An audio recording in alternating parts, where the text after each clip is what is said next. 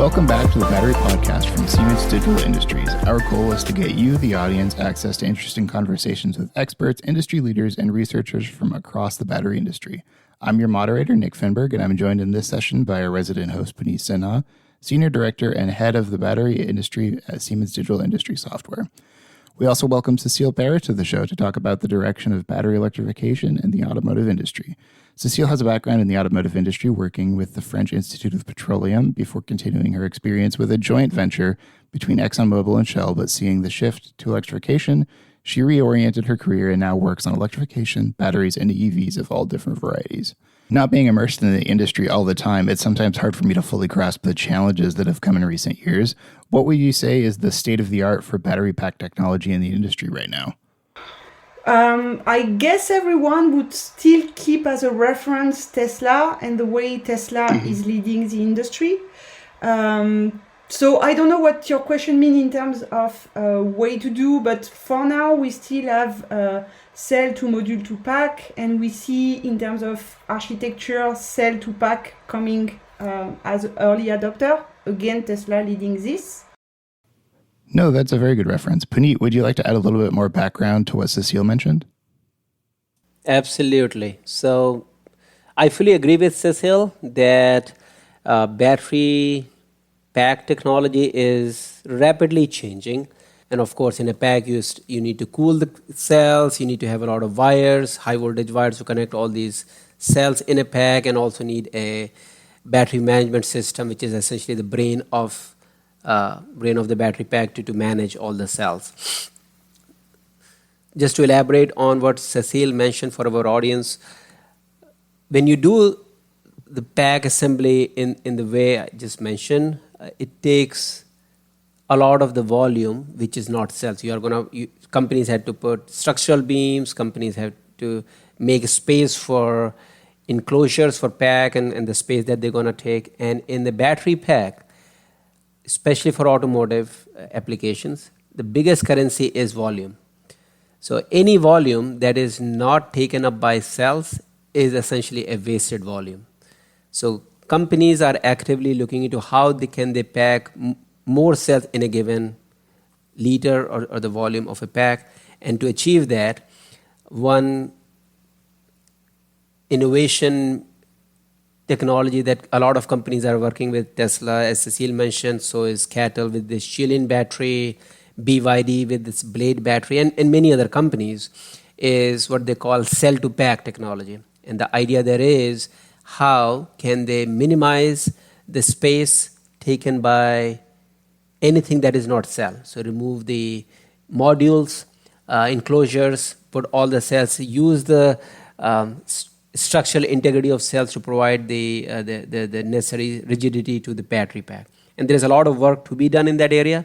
Cecile is absolutely right. There are some of these companies are early movers, but they are showing some interesting results. Last what I saw talking to our customers and companies, by moving from a traditional cell module pack assembly process to directly from cell to pack, companies can achieve additional 10% gain in the volumetric energy density, which is significant. So a lot of exciting innovations and design engineering happening in that area. Cecile, anything more you want to add based on what you are seeing from other companies? To answer this question, it could be super long. I could make like a full day to talk about the different strategies, the different architectures, the different trends. Cell-to-pack is one of them, but I would not say everyone is trying to do cell-to-pack. There are many different things coming at the moment. And if I would say, I believe at this point of the industry, for me, we are still at a golden age where we can try many, many things. Everyone's trying nearly everything, I would say. And we will see emerging things toward which people are going to converge. But at the moment, there are really not infinite number of possibility, but really people are trying many different kind of technologies all together because things work together better than other and so on. So they are trying really many options. We kind of covered the engineering side of some of the key challenges for battery pack suppliers and OEMs, but could you talk a little bit to the manufacturing challenges that some of these companies are facing right now? So for me, manufacturing work together with the technology you are trying to build together in the pack design. What I mean is that sometimes it's very difficult for people to understand that the best technology on one single problem is not necessarily the best technology to apply when you see the things at the system level. And when I say the system level, I do not necessarily talk about just the battery pack, but the full electric vehicle. Because something you are designing on a battery pack can have consequences on the vehicle itself. Not only thermal management, but many other things. So for me, one of the really key challenge, and I believe one that's still many rookies and even some traditional OEM are still struggling, is to see how manufacturing can enable or sometimes remove as an option some possibility for the design because they don't know what is going to be the best for margin or the best for construction or so on. So this is for me the real key challenge. So if you want, I can give example. An example would be amazing. For example, if you take gap filler or thermal interface material, this is a sort of dough you put in between different parts. So like, for example, between the module and the cooling plate, for example. So in order to increase this cooling in between both, you need to put this gap filler, this sort of dough that will stick the things together. So on the paper, it's possible to get this thermal interface materials that have better property. So they would transmit energy and they would make the cooling more efficient and they would be better on the paper.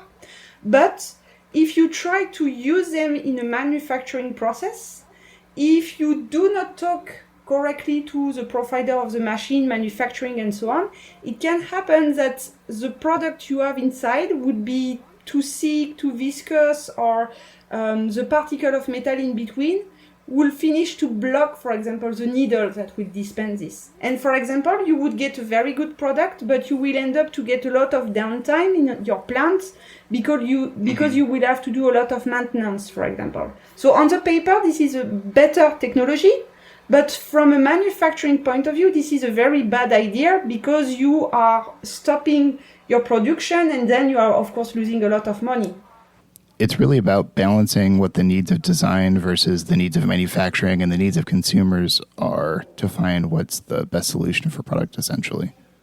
Again, for me, it's always essential that people get a system view of the process. And this is, for me, where things like Siemens can help because you can get all these pieces working together and get really this system view. System view on the technology, system view on the manufacturing, system view of everything that works together, really always system view, which is very difficult because you need people to understand what they are doing, but how consequences work all these pieces together. Thank you. Puneet, do you have any thoughts on the system view for battery manufacturing and design?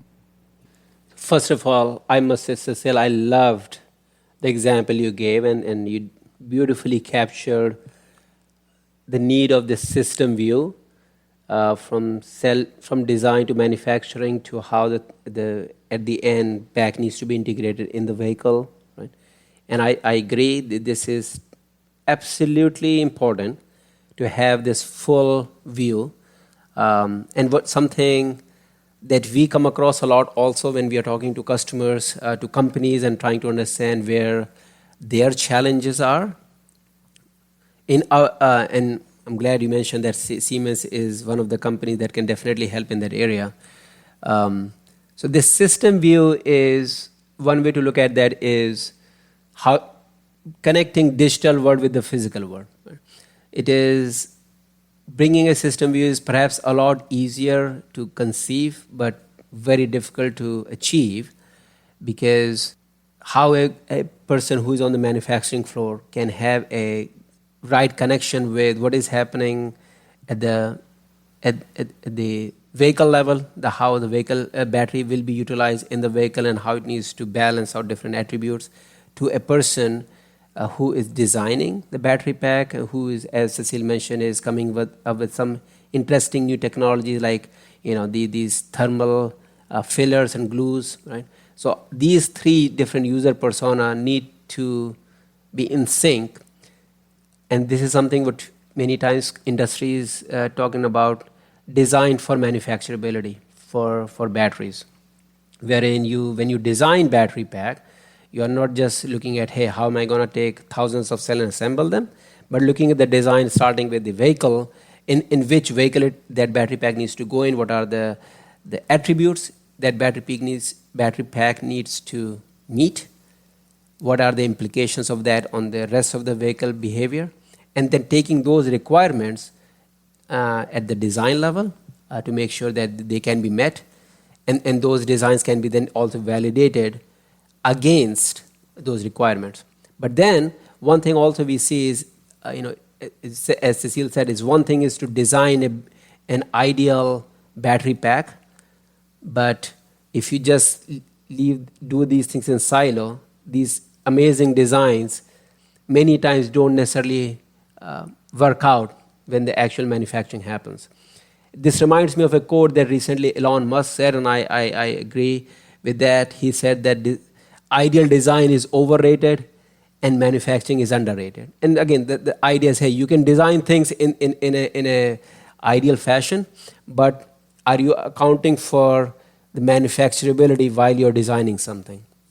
So these are the things important to connect. And the way to do that, one of the ways to do that from Siemens perspective we are bringing to table is by having the digital twin of battery packs, where you have the digital representation of every technology that you want to put in the pack, but then validate those designs against the manufacturing capabilities a company has, with the kind of machines it has, the personnel, and the other boundary condition that come with manufacturing, so that before you release that design, you can test against those requirements and boundary condition that comes with manufacturing.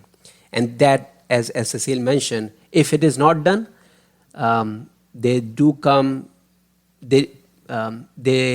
definitely affect the throughput of a factory. The production starts getting halted because some new issues have come somebody hasn't accounted for during the engineering and design of a battery pack. So fully agree with Cecile's viewpoint. It's super important to understand the design challenges for these new products, but at the same time, it's also a slightly different industry than a lot of other product sectors. There's a lot more government and policy influence happening with this because it's dealing with vehicles and it's dealing with the safety of operators and those around them. How is that evolving with the transition to electric vehicles and battery packs? What are governments doing, and how are they kind of incentivizing the industry to shift towards maybe that future? So again, the question, I could talk for a long time about that, many things to say.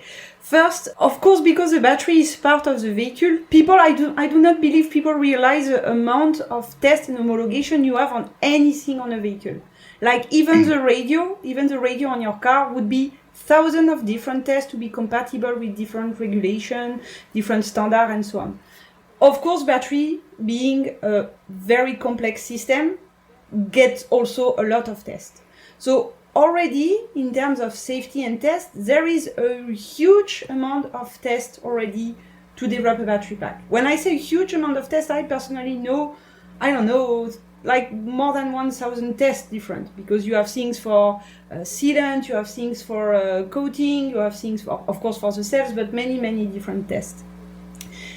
In addition of that, in some sense, I don't believe we have so many tests at the moment, because we still see regulations that are slightly different in Korea, in Europe, in US, in China.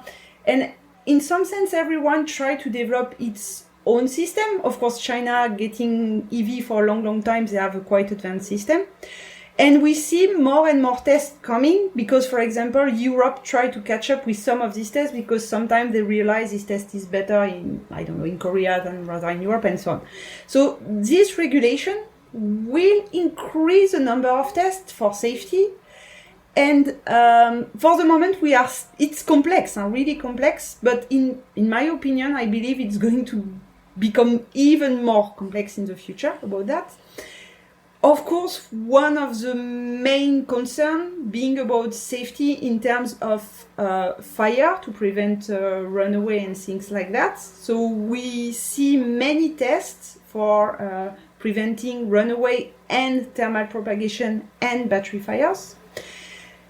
Again, there are tests at each level. There are tests at cell level, module level, pack level, full electric vehicle, and there are tests for absolutely nearly everything, for connection, even for some coating you got on some of the cable. Every single component will have tons of tests. So again, this is a very, very complex system. I insist really on the system level where everything works together, and we have already many tests, and we will see much, much more coming in this sense. That's only set to grow as the level of production grows or the size of production. What kind of partnerships and collaborations do you see emerging in the next few years between automotive manufacturers and the pack manufacturers? Do you think this is going to impact the industry as a whole if it does take off?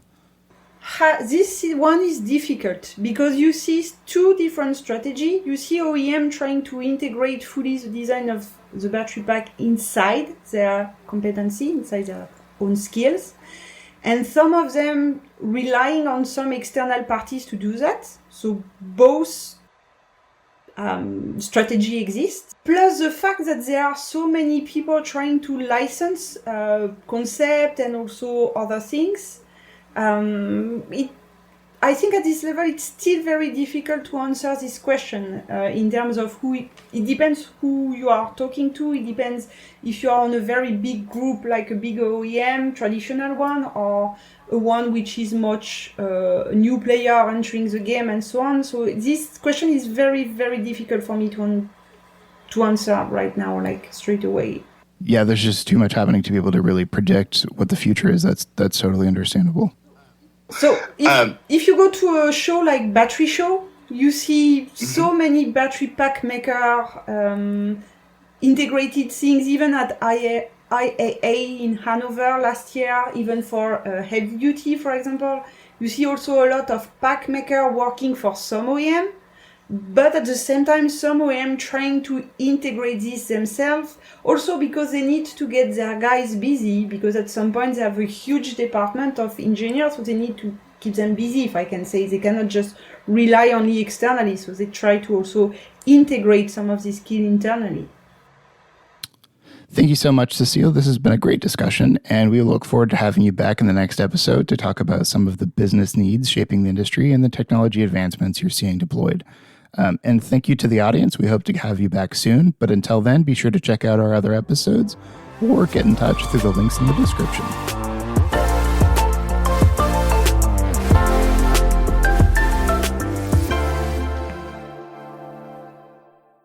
This podcast contains the personal views and opinions of the speakers.